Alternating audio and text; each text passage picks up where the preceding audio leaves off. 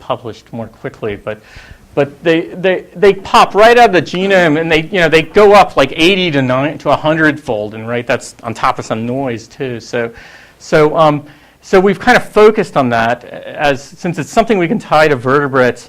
It seems like a very quick response gene, and we know it's involved in gut type inflammation and gut inflammatory diseases, also in vertebrates.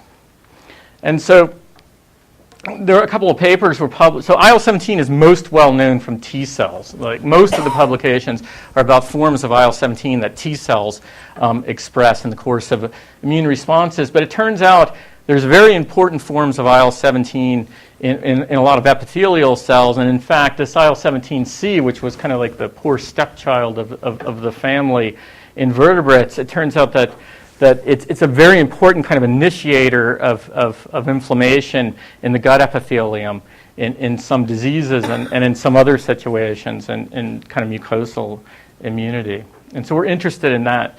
And so if you look at this, they bind as dimers to receptors that are kind of different types. So there's about 5 receptors in vertebrates. There's 2 in sea urchin that look like these 2.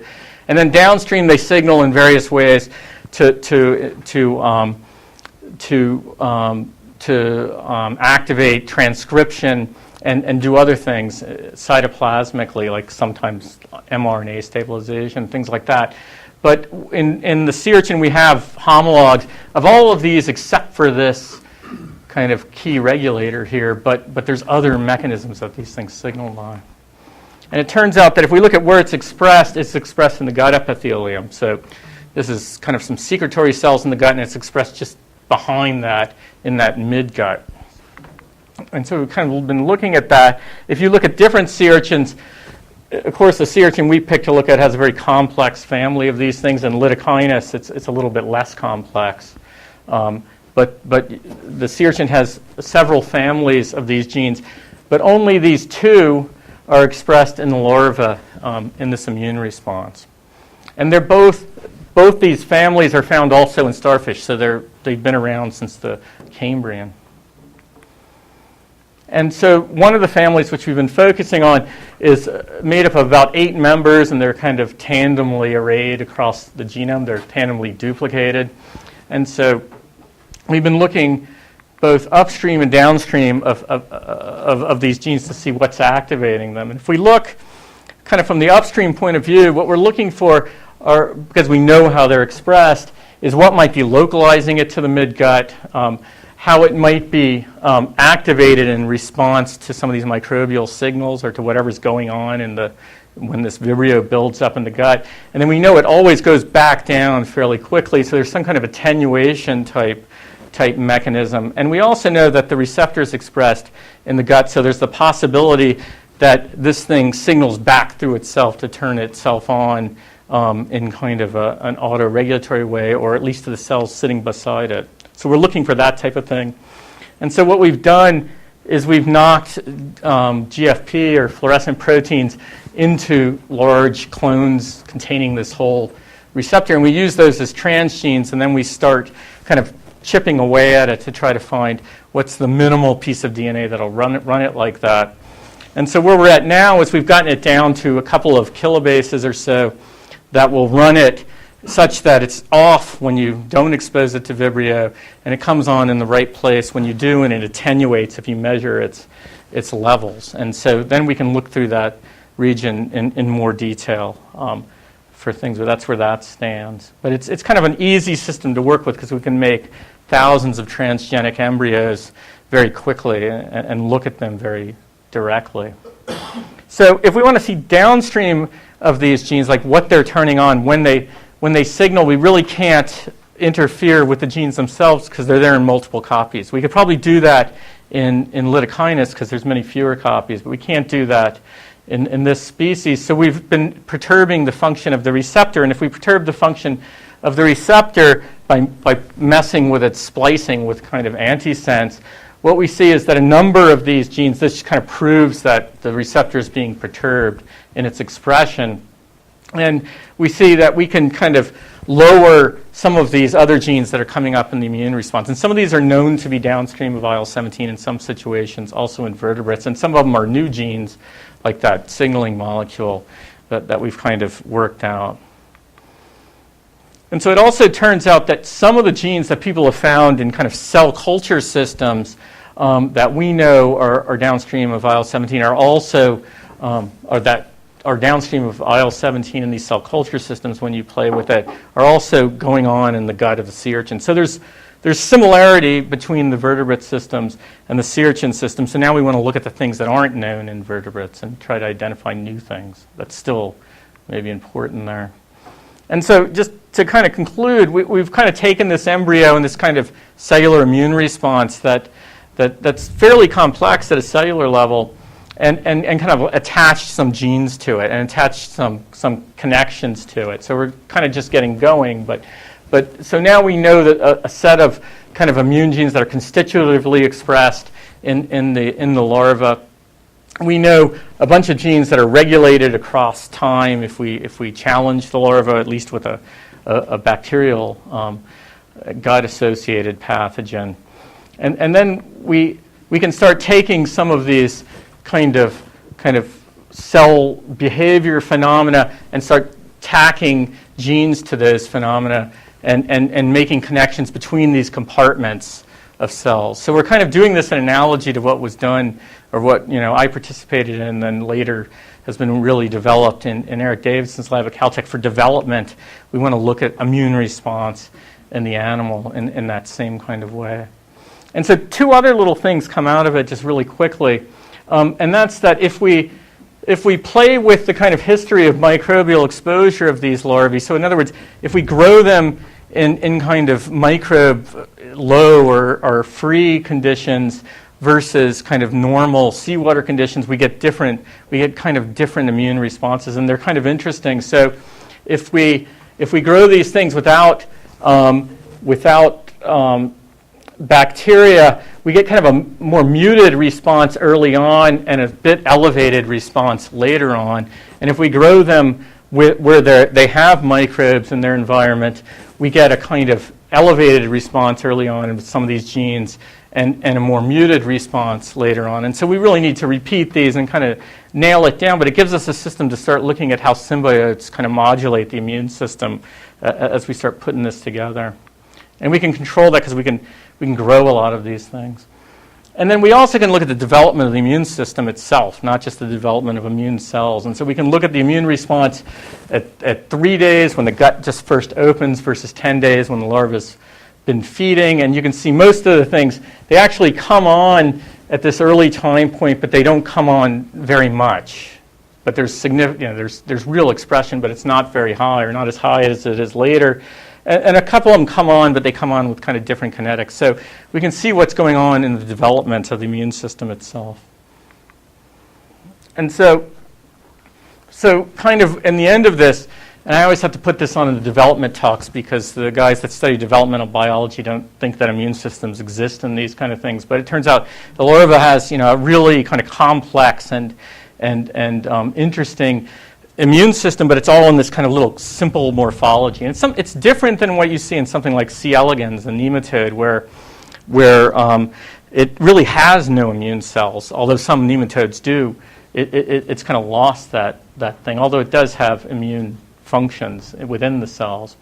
And so we can really image this immune system in detail, and with fluorescent proteins we can start layering on gene response into that. In development, we find this conserved suite of developmental genes that are the same types of things that regulate our own immune cell development. And we find conserved elements in the immune response also, even though there's many other things that either aren't conserved or that are so divergent that it's going to take more work to find out if they're the same or not. And then we've really focused in on gut immunity because we think that's going to be a really kind of early evolving and probably core part of the immune system, and it's an area of a lot of immune activity.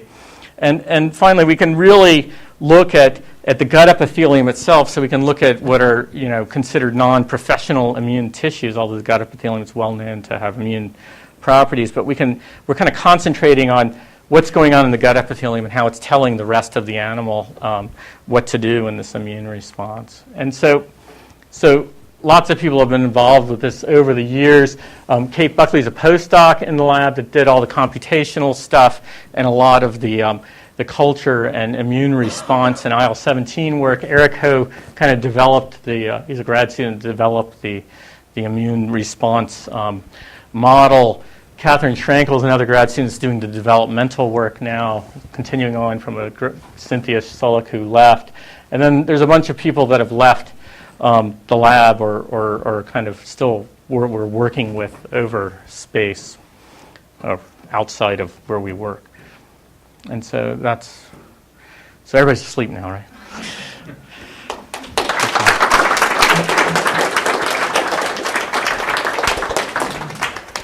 I went too long. So are there questions? So the number of immune cells doesn't change in this organism, correct, as a response?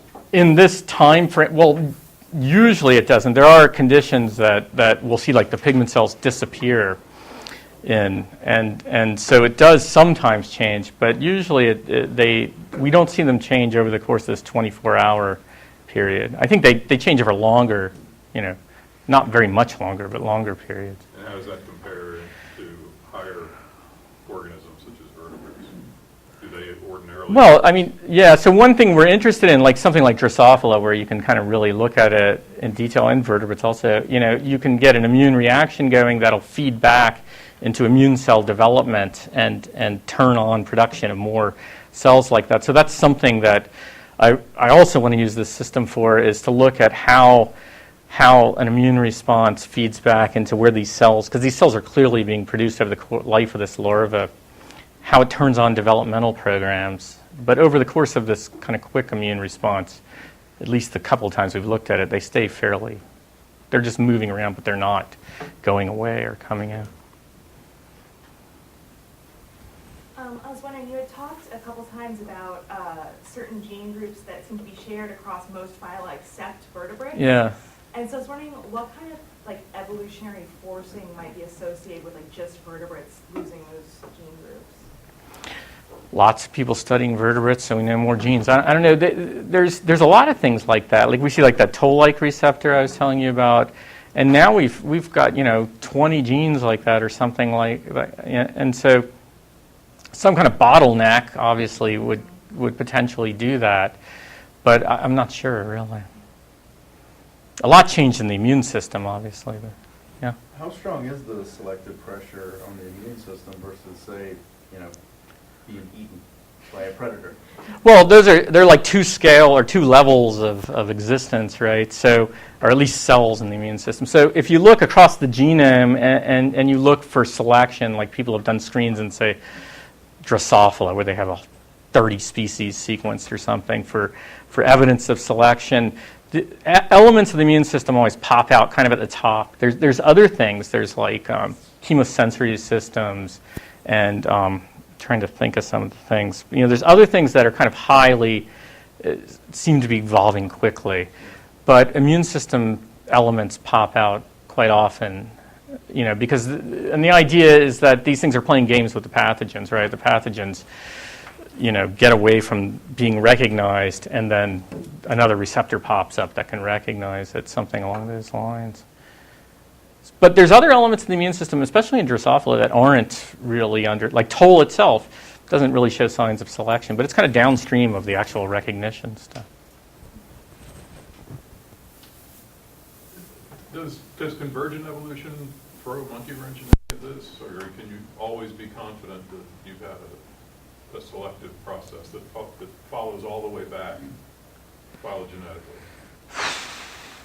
I think that some of these things you can be pretty confident that they're really homologous genes. I don't think that's really a problem. But it does, in some other ones, it's definitely something that people have pointed out, that you'll have combinations of domains that at first you hypothesize are homologous, have come from an ancestor that looks like that, and then other people will kind of prove that it's something that put together later in both lineages. But I think most of the things we're looking at here are we're probably represented in the common ancestor with a high likelihood. Awesome. Yeah. Oh, sorry, I was just also wondering, I was curious, so it looks like the kind of ectoderm was kind of default location of the pigment cells, and if there wasn't any immune response. And I was wondering, also it seemed like after they went to the gut, after exposure to the Vibrio, they went back to the ectoderm pretty quickly. And so I was wondering, is that because they're also serving some kind of immunofunction at the ectoderm, or is it that the ectoderm is like a better area for them to interact with the mucoid cells? And It's kind of odd because they sit not just in all the ectoderm, because the oral ectoderm is a kind of complex sensory kind of ectoderm, and the aboral, the stuff where they sit, is a simpler kind of squamous ectoderm, and that's where they normally sit. But these guys that we're working with are interested in how these things get to the ectoderm in a developmental way. And that's where they started with. And they noticed that ephrins, these ephrins and ephrin receptors are kind of interesting because I think the pigment cells express an ephrin receptor, the ectoderm expresses ephrins, and if you mess with that, you can make the pigment cells go other places. So that's part of the system that gets them there. So then we thought, wow, maybe ephrin's turning on in the gut, and that's how they're going in. And we saw ephrin changing even before that.